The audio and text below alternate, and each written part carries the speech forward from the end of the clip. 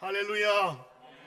오늘도 주님께서 귀한 시간 주심에 감사하며 예배드리는 우리 모두에게 하나님의 은총과 능력이 넘치기를 간절히 바랍니다.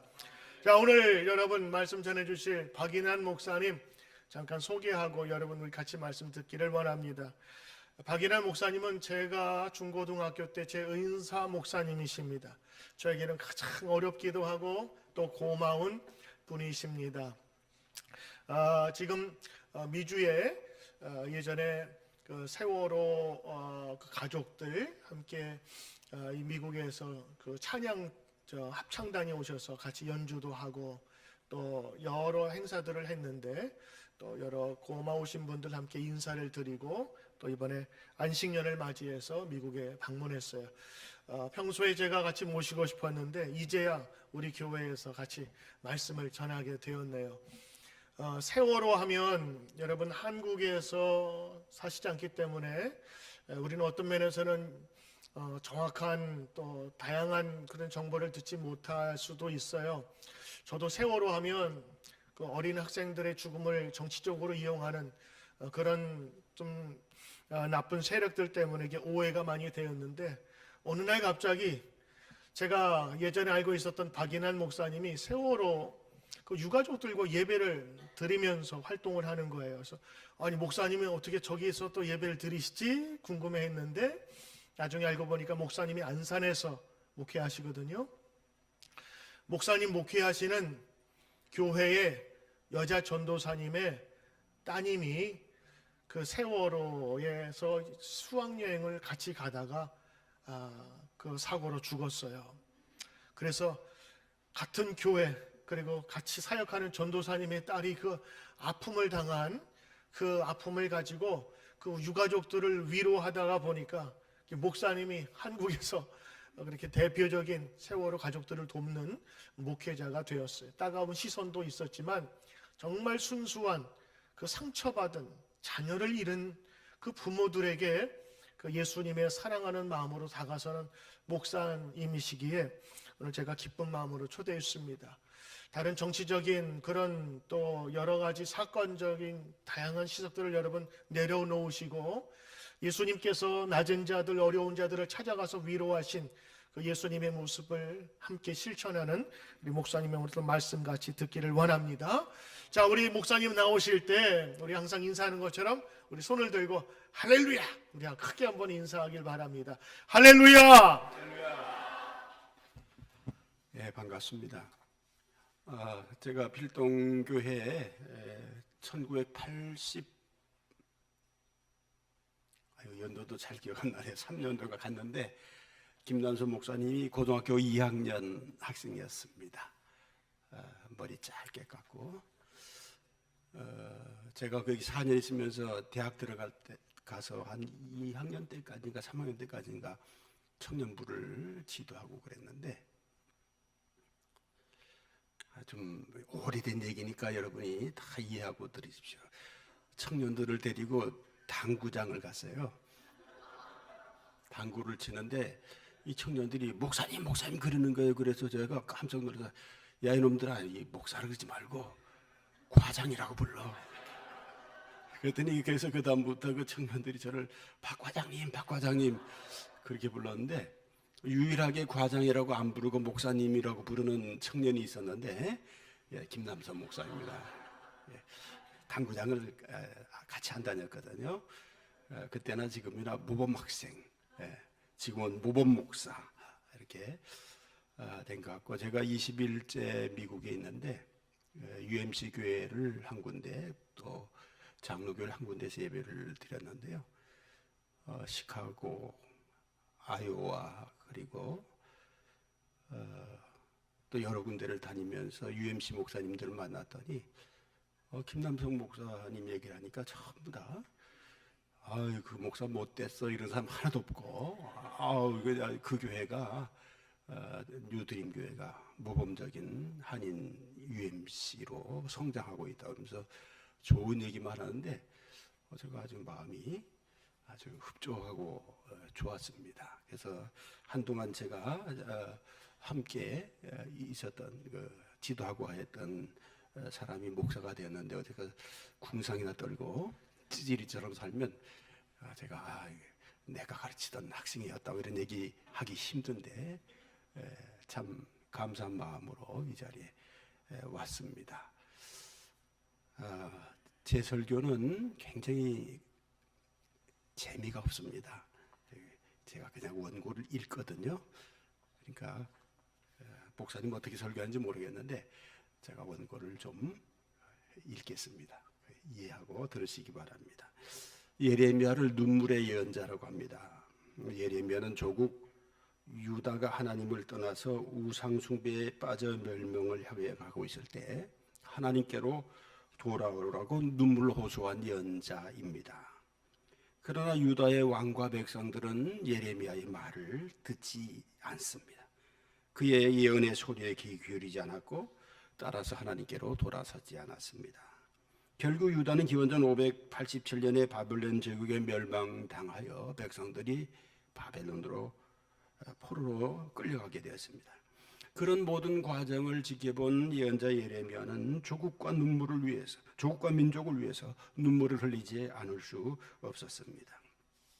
하나님의 말씀을 대언하는 예언자의 소리에 귀 기울이지 않다가 멸망당하게 되는 조국의 현실을 목도해야만 했던 예레미야의 마음이 얼마나 참담했을까요? 여러분도 아시겠지만 헨리 데이빗 소로우라고 하는 미국 사람이 있지 않았습니까? 이 소로우가 쓴 책 중에 윌든이라는 책을 제가 읽었습니다. 윌든이라고 하는 숲속에서 1954년부터 2년 2개월간 숲속에서 살았던 이야기를 기록한 책인데요. 그는 그 책에서 이런 말을 했습니다. 왜 우리는 성공하기 위해서 조급히 굴며 또한 그렇게도 사업적일까? 만일 운동장에서 행진하는 어떤 아이가 자기 친구들과 발을 맞추지 않는다면 아마도 그 아이는 다른 북소리에 맞추어 다른 북소리를 듣고 있는지도 모른다. 그 박자가 고르거나 또는 늦거나 하더라도 그로 하여금 그가 듣는 북소리에 발맞추어 걸어가게 하라. 이런 글입니다. 세상은 언제 어디서나 한 북소리에 발을 맞추기를 강요하고 압박합니다. 다수나 주류와 다른 발걸음을 걷는 사람은 언제나 왕따를 당하거나 불이익을 당하거나 이상한 사람 취급을 당합니다. 헨리 데이빗 소로우가 말하려고 한 것은 친구들과 한 곳에 함께 있기는 하지만 다른 북소리를 듣고 그 소리에 발맞추어 걷는 아이는 당연히 다른 친구들과 발걸음이 다를 수밖에 없는 것이니 자기들과 다르다고 이상한 사람 취급하거나 소외시키거나 하지 말고 그를 인정해 주라는 것입니다. 거의 모든 사람들이 다 비슷한 방법으로 살아가는데 그렇지 않은 소수의 사람들이 있다면 그들을 소외하거나 정죄하지 말고 그들이 추구하는 것이 무엇인지를 이해하려고 하는 것이 중요합니다. 그리스도인이 된다는 것은 기꺼이 소수의 쪽에 선다는 것을 의미하기도 합니다. 교회와 교회에 속한 성도들의 발걸음이 운동장에서 행진하면서 다른 친구들과는 발이 맞지 않는 아이와 같아야 하지 않을까 하는 역설적인 생각을 저는 합니다. 다른 사람들은 다 이 세상의 소리에 발맞추어 걸어갑니다. 그렇다 하더라도 하나님을 믿는 사람들은 하나님의 소리에 발을 맞추어 걸어가는 자가 되어야 합니다. 그런데 사람은 소리를 잘 분간하고 들을 줄 알아야 합니다. 이 세상에는 하나님의 소리와 하와를 유혹하였던 뱀의 소리가 있습니다. 그런데 하나님의 소리는 항상 미세하게 들려집니다. 엘리야가 호렙산에서 하나님을 만나 하나님의 음성을 들었을 때에 땅이 갈라지고 바람이 불고 천둥이 치는 큰 소리를 들었지만 그 가운데서가 아니라 바람과 불과 굉음이 지나간 후 세면 음성으로 말씀하시는 하나님의 음성을 들었습니다. 하나님의 소리는 생명의 소리이지만 세면 음성으로 다가온다는 점에서 우리가 쉽게 들을 수 없습니다. 그러나 뱀의 소리는 천둥 소리처럼 큽니다. 듣기에도 아주 그럴듯합니다. 김 목사님이 저를 세월호와 관련해서 잠깐 소개했습니다마는 저는 이 세월호 리본을 참사 초기부터 오늘까지 한 번도 떼지 않고 달고 있습니다. 이걸 달고 교단 회의나 이런 데 가면 좀 이렇게 나이 많은 목사님의 장로님들이 왜 이걸 달고 다니냐고 목사가 막 그러면서 야단을 치는 분들도 있는데 한 번도 떼어보지 않았습니다. 오히려 그분들에게 띄어서 달아주고 다시 달고 이렇게 했습니다. 이 세월호 배지를 달고 있는 것을 보고 좀 이상한 목사다 이렇게 생각하는 것이 가짜 뉴스의 영향 때문입니다. 가짜 뉴스는 진짜 뉴스보다 더 그럴듯합니다.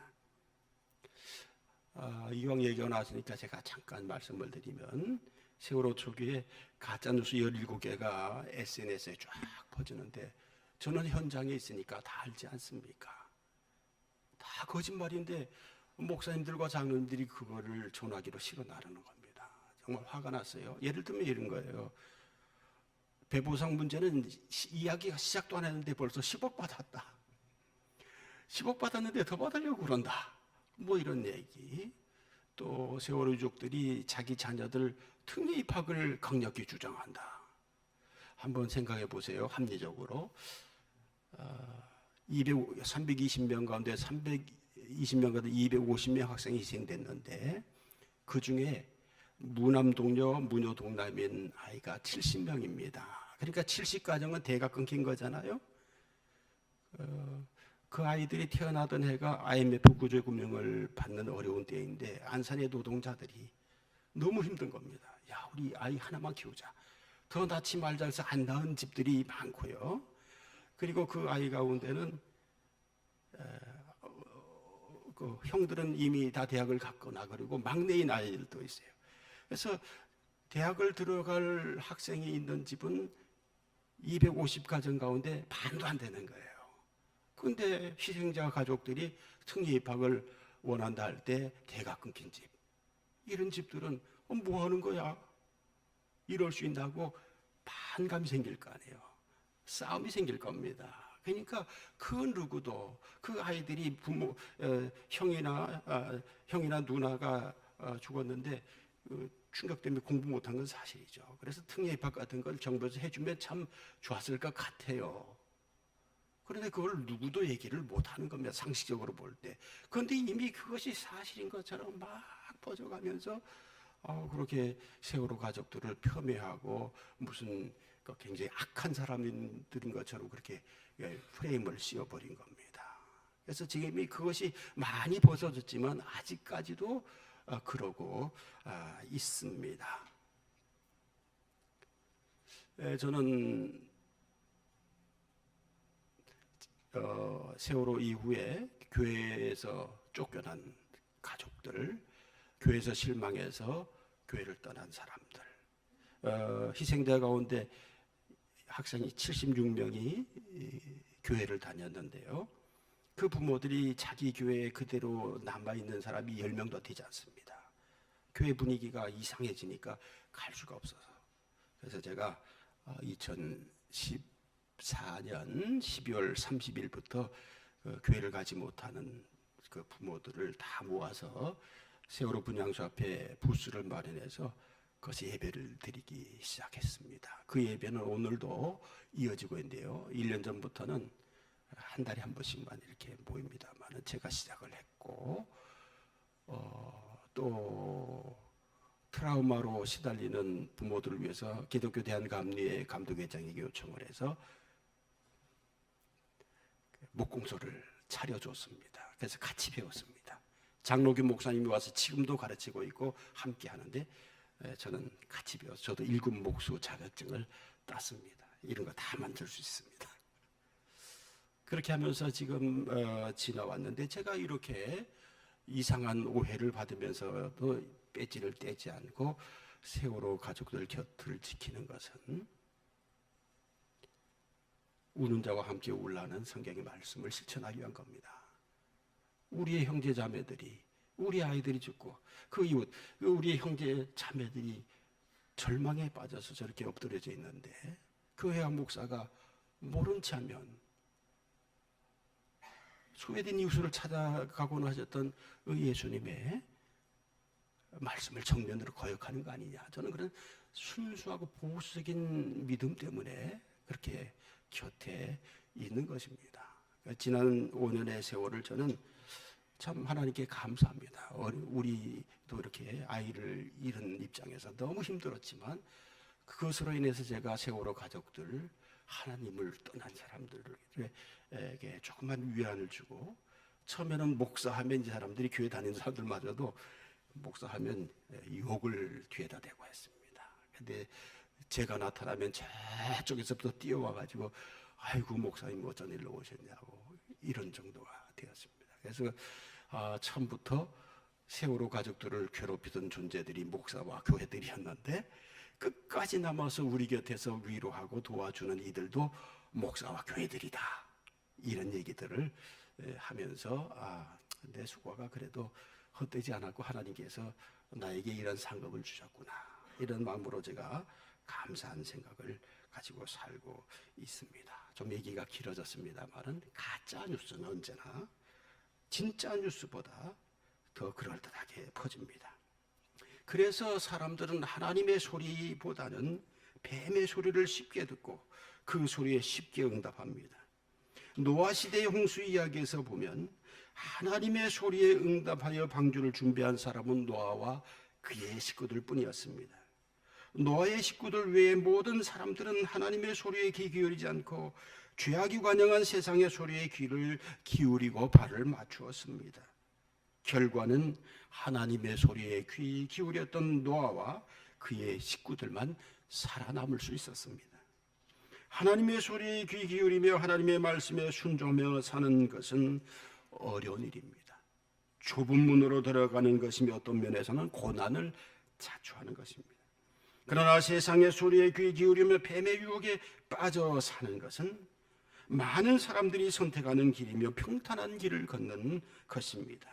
그런데 예수님은 좁은 문으로 들어가라고 하셨고 당신 자신이 좁고 험하고 고난받는 길을 선택하셨습니다.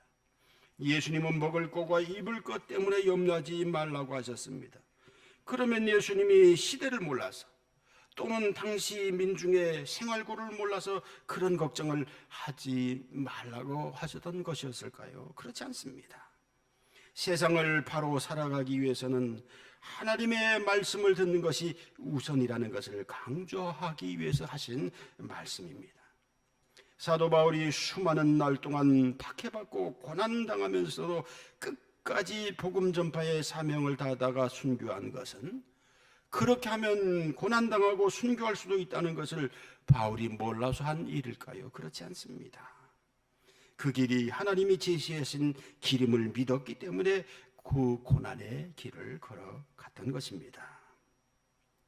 요즘처럼 복음 전도가 어려운 때는 없었던 것 같습니다. 차라리 예레미야 시대에는 선과 악이 분명하게 드러나고 하나님 숭배와 우상 숭배가 확연히 구분되었습니다. 그러나 요즘은 잘 구분되지 않습니다. 예수를 믿는 것인지 예수 이름을 위해서 세상적인 어떤 부귀영화를 얻으려고 하는 것인지 예수가 목적인지 예수가 수단인지 분간이 되지 않습니다. 교회 안에서도. 마귀는 교묘하게 사람들의 마음속을 파고 들어가고 그 기세는 마치 우는 사자가 삼킬 자를 찾는 것과 같습니다. 물질 문명이 인간의 마음과 사고방식과 문화와 일상생활을 초토화하고 있는 시대입니다.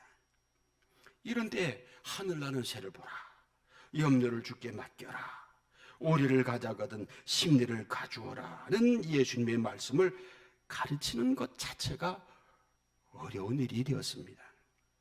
그러나 어려울 때일수록 해결책은 단순하게 생각하고 보수적인 가치를 추구하는 것, 그리고 하나님의 소리에 귀 기울이는 것이 정도일 것입니다. 바른 길일 것입니다. 복음 전파가 어려운 이 시대에 우리 그리스도인들이 어떻게 해야 할 것인가를 단순하게 그러나 용감하게 찾아봐야 합니다.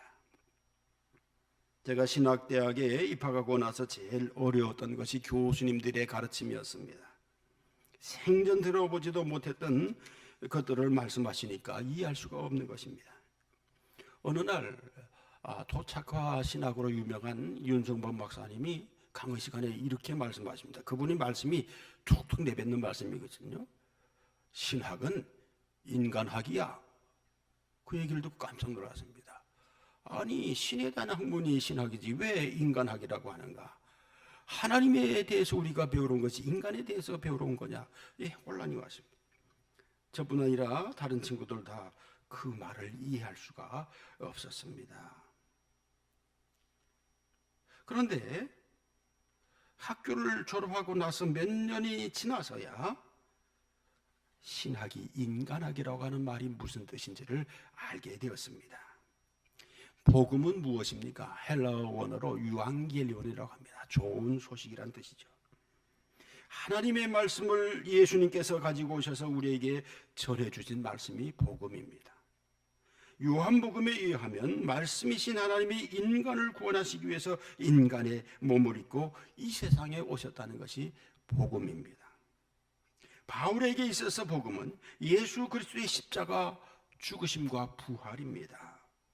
예수님의 고난과 죽으심은 인류의 구원을 위해 이루신 하나님의 구원의 사건이라는 것입니다. 복음은 인간의 구원과 관련이 있는 단어 아니겠습니까? 그러면 복음은 누구에게 온 것입니까? 이 세상에 사는 인간, 죄악이 만연한 세상에서 죄인으로 살아가는 인간을 위한 것입니다. 이 세상에서 죄인으로 살아가는 사람들이 하나님의 은혜의 보좌 앞에 나아가 하나님의 백성으로 살 수 있게 하는 것이 복음입니다. 복음의 목적입니다. 또 하나님이 창조하신 본래의 모습, 즉 하나님의 형상을 따라 지음받은 본래의 모습을 회복하는 것입니다. 그러므로 복음화는 단순히 사람들을 교회로 끌어들이는 것이 아니라 진정한 하나님의 백성으로의 회복을 의미하는 것입니다. 예수님이 가져오신 복음을 통하여 하나님의 형상의 회복, 진정한 인간이 되는 것, 사람다운 사람이 되는 것, 웨슬리의 표현대로는 완전한 인간이 되는 것입니다.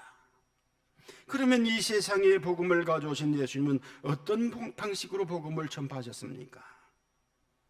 예수님은 이 세상을 사랑하셔서 이 세상에 오셨지만 세상의 소리에 귀 기울이시지 않았습니다.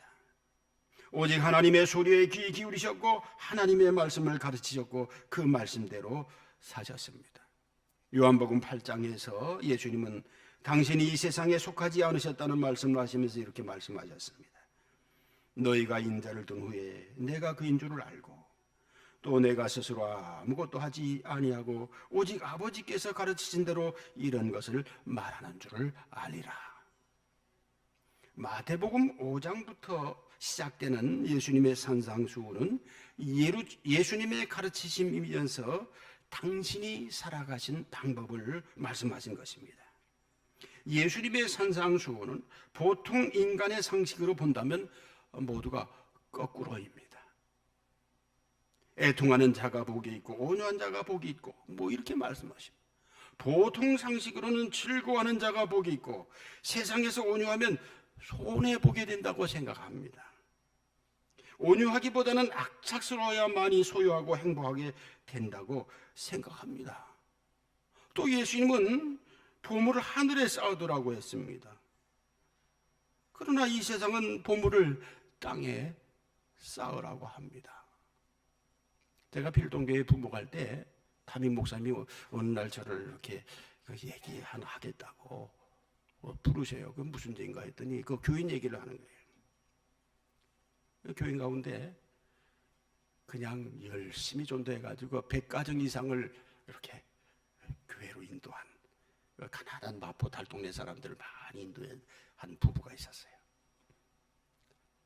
근데 그 중에 전도받고 교회를 열심히 다니던 한 교인이 자기를 전도한 부부에게 돈을 좀 빌려달라고.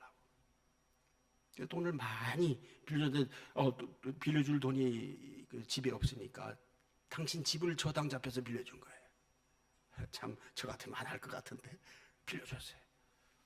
그런데 돈 빌려간 사람이 그거 가지고 다 망했어요. 다 날려버렸습니다. 그러니까 이 마음씨 착한 부부가 달라소니 못하고 맨날 꿍꿍 앓고 있는데 이 사람이 그래도 뭐 열심히 일해가지고 이만큼 먹고 살게 되었습니다. 그런데도 빚 갚을 생각을 안 하는 거죠. 그래서 참 다 못해서 부인 권사님이 어느 날 저기 집사님, 그 집사까지 됐어요. 이렇게 오래 교회를 다니고 우리도 어려운데 좀 한 달에 5만 원씩이라도 좀 성의를 표시해 주면 좋겠습니다. 그러면 보통 사람이면 아이고 제가 너무 무심했습니다. 죄송합니다. 10만 원씩이라도 이렇게 할부로 갚으려고 할 텐데 싸우자고 담배든 겁니다. 제가 다 아는 사람들이죠. 그러니까 놀래가지고 집에 와서 저녁 때 남편에게 이렇게 됐다고. 그러니까 그 남편이 우리 이제 한 영혼 살리는 셈 치고 우리 집 날린 거 잊어버립시다. 아유, 저 같으면 그렇게 안 할 것 같아요. 어떻게 재판이라 해서 받아낼 것 같은데 그렇게 했어요. 근데 나중에 참 제가 인광보 사상을 가진 사람은 아닙니다만은 그 양반 돈 띄어먹고 나중에 잘 살게 되고 자기 집 사고 막 이사고 그랬는데 결국 별로 말로가 재미가 없었어요. 우리 한 영혼 살리는 셈 짓고 잊어버립시다 다 한 사람이 누구냐면 우리 김 목사님 부모님. 박수 한번 치세요. 제가 그 얘기를 듣고 깜짝. 그 얘기는 필동교회 그때 한 350명 모였는데 담임 목사님하고 저하고 김 목사님 부모님하고 동고간 그 사람밖에 모르는 겁니다. 제가 여기 와서 처음 얘기하는 거예요. 어제 물어보니까 아버지한테 그런 얘기 들어본 적이 없다는 거예요. 온유한 땅을 차지할 것이다. 온유한 마음으로 그렇게 했더니 땅을 차지하지 않았습니까? 저는 우리 후배들이 가서 미국 와서도 목회 제대로 못하는 사람들 많이 만납니다. 오늘 보니까 청년들이 이렇게 미국에 많다는 게 내가 아주 놀라버렸습니다. 전라도 말로 저는 강원도 사람이지만 놀라버렸어요. 어떻게 이렇게 청년들이 많아요? 희망이 있는 교회죠. 전 UMC에 소문날 만한 교회 아닙니까? 이게 다 부모님들의 그런 믿음과 온유한 예수님의 말씀을 거꾸로 아닙니까? 그건 온유한 마음이 아니라 강팍함으로 돈 뺏어내야 되는데 예수님 말씀대로 온유하게 이렇게 처신했더니 하나님께서 이렇게 되갚아 주시더라. 이런 것입니다. 이렇게 예수님은 모든 그 세상 사람들의 상식과는 반대되게 이렇게 말씀하셨습니다. 좁은 문으로 들어가라고 말씀하셨습니다. 그러나 세상은 넓고 편한 길, 사람들이 많이 찾는 길을 찾으라고 합니다. 예수님 말씀대로 좁은 문으로 들어가는 것은 세상으로부터 따돌림을 당하는 길이고 찾는 사람이 적어서 외로운 길입니다. 그런데 예수님은 좁은 문으로 들어가라고 하셨습니다. 예수님은 우리의 보통 상식과는 모두 반대로 말씀하셨습니다. 우리가 예수님의 말씀대로 산다면 세상 사람들로부터 눈총받고 따돌림 당하고 손해봅니다. 그러므로 세상적인 생각을 가지고는 예수님의 말씀대로 살 수 없습니다. 그러나 예수님 말씀대로 살고자 하는 것은 믿음 때문입니다. 하나님이 우리의 창조주이시며 우리의 아버지이시라는 믿음, 예수님은 그러한 하나님의 아들이시며 이 세상의 죄인들을 구원하러 오신 주님이라는 믿음이 있을 때 우리는 예수님의 말씀에 귀 기울이게 되고 그 말씀이 비로소 우리의 귀에 들려지게 됩니다. 우리는 죄악이 만연한 이 세상에 살면서 영원한 하나님 나라를 바라보고 걸어가는 믿음의 순례자입니다. 이 세상에 살고 있지만 이 세상의 말에 귀 기울이지 않고 이 세상의 방식대로 살지 않고 하나님의 말씀에 귀 기울이며 예수님이 가르쳐 주시고 앞서가신 그 길을 따라가는 제자들인 줄 믿습니다. 하나님께서 예레미야를 부르시면서 내가 너를 선지자로 세웠다고 말씀하실 때 하나님의 소리를 들은 예레미야는 슬프도소이다. 주 여호와여 보소서 나는 아이란 말할 줄을 알지 못하나이다라고 탄식했습니다. 이사야도 처음 여호와 하나님을 배웠을 때 화로도 나여 망하게 되었도다. 나는 입술이 부정한 사람이요 나는 입술이 부족한 백성 중에 거하면서 만군의 여호와이신 하나님을 배웠음이로다. 이렇게 탄식했습니다. 이렇게 하나님으로부터 예언자 에로의 소망을 들은 선지자들은 모두 두려워하거나 슬퍼하였습니다. 하나님의 소리를 듣는다는 것이 너무나 두려운 것이며 자신은 감히 그 거룩하신 하나님의 소리를 받아서 전할 자격이 없다고 생각하였기 때문이고 또 그 말씀을 내가 어떻게 이 세상에 전하면서 하나님이 말씀하시는 방식대로 살아갈 수 있을까 하는 데서 오는 두려움 때문이었습니다.